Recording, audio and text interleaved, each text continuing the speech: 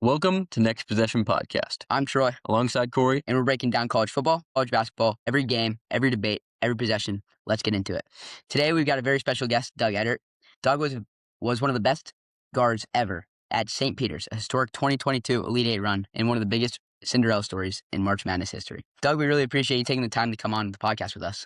Yeah, I appreciate it. Super excited, ready to go. When people think about that St. Peter's run, the first game everyone remembers is Kentucky. Before that game started, what was the mindset of that locker room going against a team with loaded NBA talent? Yeah, really, it started on as soon as we found out that we were playing Kentucky on Selection Sunday. After we won our conference, our team kind of gathered with some family coaches to watch Selection Sunday just to find out who we're going to be playing in the tournament. And then we get to the point where they announced that we are playing against Kentucky, and me and my teammates were super excited to stand up to that challenge. And then our coach, Coach Shaw, he kind of huddles us up and was like so serious, and we're like looking at him like, why is he so, what is he doing? And he goes like, we're going to win. Like there's not this isn't like we're just gonna go mess around and we made it. Like no, like this is just another game. It's gonna be a business trip. We're going to win. So ever since he did that a week before the game, our preparation was super dialed in.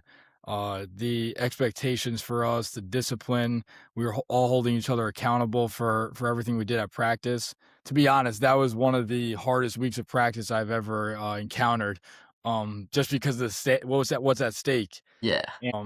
Yeah, no, I think that we were super dialed in, and we really believed that we could win that game. Yeah, and also, like, going back on that Selection Sunday, like, it's every mid-majors team to win that conference and get that bid into the tournament. Like, you know, your emotions are high, confidence, you see all the fans. Like, what goes through that? Yeah, so obviously finding out you're going to play in March Madness, I mean, this is something that if you're a college basketball fan, really basketball fan in general, getting to March Madness is like a huge thing. So I dreamed about that as a kid, honestly, and then being able to get that opportunity with my brothers at the time was phenomenal. And we weren't backing down from anything.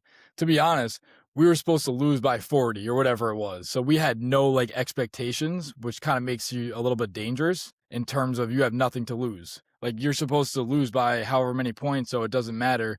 We're not going to play hesitant at all. We're just going to go all out and play as hard as we possibly can and do everything we possibly can to kind of get the dub. Yeah, 100%. And then, Doug, during that run, you became one of the most recognizable players in the country almost overnight.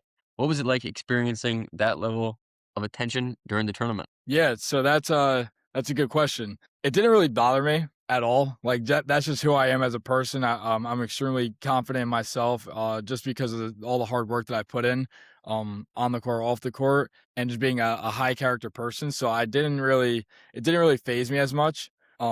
It was very nice, and I'm extremely grateful for all the like the love and support. And then I'm even grateful for all like the haters. Like obviously when there's a lot of attention, a lot of it's good, a lot of it's bad. Didn't really bother me, but I was super excited when everybody like supporting myself, but also supporting my team at the time. It's like everyone gets it wrong in terms of, oh, Doug beat Kentucky. Doug did all like, no, I really didn't. Like my team did. It was like all to the team, but taking on that kind of I guess quote unquote pressure, it didn't really faze me.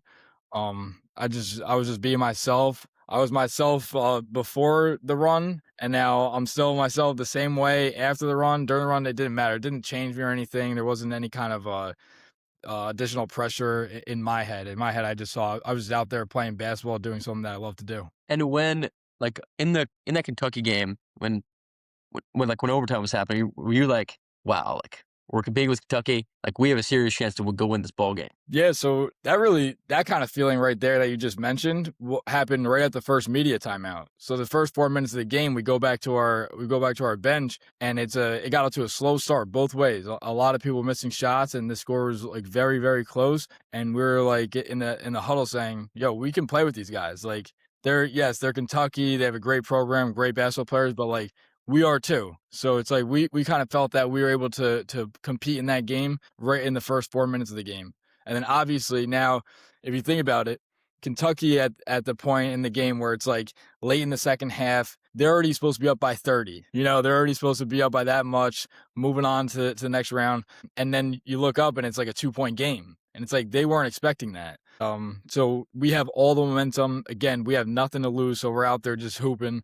And then we find out we're going into overtime. It's like, yo, like we're really in it with one of the best teams in the country. Like, let's go win this thing. Yeah. And also, like, after you got that fame after the Kentucky game, you still got a very good Murray State team up. And then, how do you reback? It's like not prove that it's just not one game that you just played amazing. Yeah, absolutely. So Murray State was a very, very good team. I think a lot of people that's an underrated team right there. They were on a crazy, crazy long win streak leading up to that game. And the way it works is like we play a game and it's like you have one day off and then bang, you got to go play another game right away. So it's a very quick turnaround. So yes, we beat Kentucky. We celebrate in the locker room. Everything's great. All of our phones are blowing up. All these congratulatory texts and stuff. And then it's like, bang, how do we refocus and regather our attention to go win another one? So being able to have that quick turnaround, and obviously our coach did a phenomenal job of getting us to lock back in mentally. I think it's super important. And then obviously we just beat Kentucky. So in our heads, our mindset is like we can beat anybody in the country at this point. So being able to see Murray State as our next opponent, we just kind of did our normal personnel, our normal scouting, normal game planning, and then we got right to it.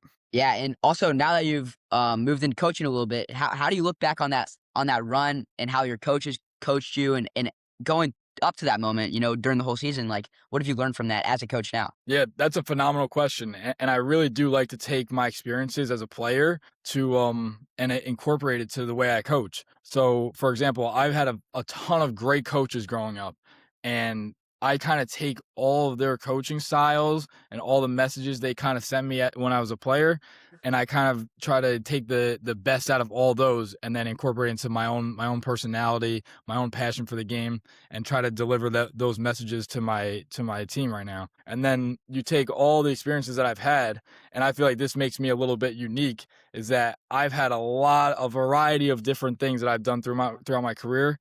And in terms of good things and bad things, there's times where I didn't even come off the bench. I'm a bench warmer. I'm sitting. That's just my role. There's times where I was the guy. I'm the star of the team. I'm like playing the whole game. So I have a whole variety. I've been on teams that underachieved. So we have a very, very good talent and we underachieved. I got teams that we weren't that talented, but we overachieved. So I feel like that makes me unique in terms of I know what it looks like to have a winning program and I know what it looks like to have a losing program. So I'm trying to do my best out here to lean towards that winning side. And then going back to that awesome tournament run, what moment stands out like the most to you personally? Yeah, really the whole thing. Like, I don't know. It was like Yeah.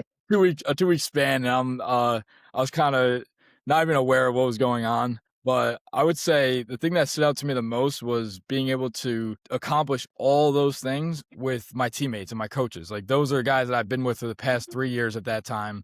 And it's like there's something about like living together and then you're on a team. So you see each other every single day. You're going out to eat with each other, all these different things. Being able to accomplish that, what we did together, that was kind of the most memorable thing, is just being out there with my brothers. Yeah, and also now college basketball has shifted a lot with NIL. And what are your thoughts on that and how it's what pros cons for college basketball as a whole? Yeah. So college basketball is going in a crazy direction right now. I think it's good that the players are getting paid. I don't think that it's good that players are constantly transferring from school to school each year. So I think it takes away from like the loyalty aspect of college basketball, and you're not really playing for your school. You're not really playing for that kind of your fan base and everything. You're kind of just playing for the money. But I think that a way to fix it, and I don't know how they can do it, but hopefully they do something, because you got guys coming down from the G League to go play in college. It doesn't make sense.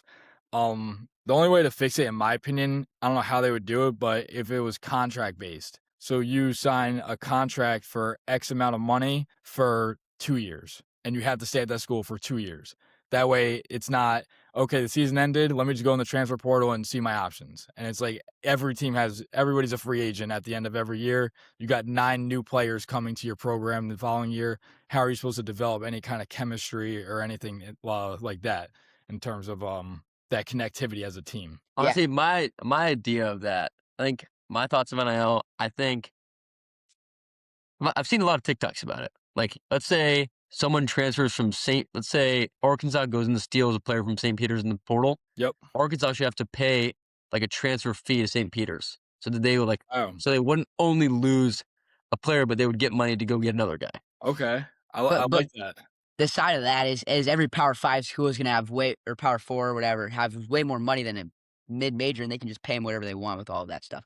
I know there's like a $20 million thing, but like if you think about it, a player is gonna want to go play for an SEC school over like a Sun Belt, you know? You're right, but it gives the mid majors more of a chance to get other guys when they lose it. Like when they lose a really good player. I mean, Yeah, I would agree with that. I mean, I never heard that idea before. I kind of like it because it kind of gives the player's leaving regardless. Once a Yeah. college player sees the amount of money he could potentially make at a Yeah. different school, I mean, 99% of them are taking that opportunity to go do that. I mean, as they should. It's like life-changing money, but there should be some way to compensate the school itself for where that player is coming from. So I do like that idea. Yeah, so I know you said like the whole 2 weeks of that March Madness run was just it was just amazing. But going back after that Kentucky game, that reporter asked you and you like jumped on the scores table and that's just a famous interview. And like what were your thoughts like when you were like just seeing all the St. Peter's fans out there and they're just looking up to you? Yeah. So that's that I kind of let my emotions take over in a way.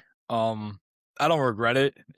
I'm like looking around. I kind of got the feeling that it's like it just was all instinctive, and it just let all my emotions out, especially knowing that you just made history. Like, your entire team just made history. It's like the emotions that go through again, like especially when you have such a tight, connected relationship with everybody on the team. All those emotions kind of pour out when you find out you're the only 15 seed to make it to the Elite Eight. It's like one of those things where you don't even know what you're doing at that point.